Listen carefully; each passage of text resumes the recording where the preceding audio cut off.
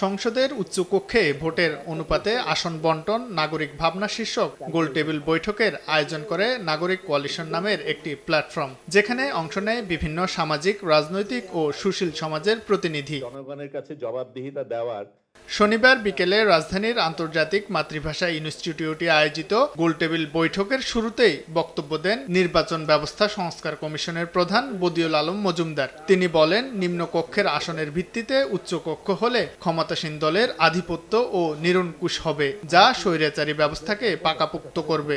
এটা ওই যে উচ্চকক্ষটা হবে নিম্নকক্ষেরই রেপ্লিকা, পুরোপুরি রেপ্লিকা, এবং দলের আধিপত্য আরও নিরঙ্কুশ হবে।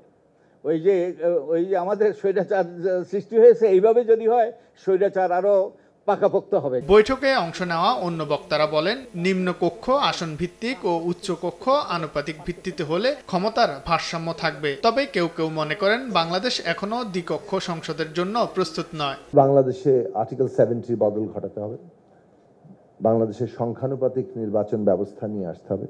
তো জুডিশিয়ারিকে একদিকে সেপারেশন করা, অন্য সাংবিধানিক পদগুলোতে এমনভাবে নিয়োগের বিধান করা যাতে করে এটা সরকারি দলের হাতে না থাকে। আমাদের দল 2021 সালে যখন ঘোষণা করি তখন আনুপাতিক হারে নির্বাচন আমাদের দলের ঘোষণাপত্রে ছিল। আমরা বলছি টোটাল নির্বাচনটা আনুপাতিক হারে।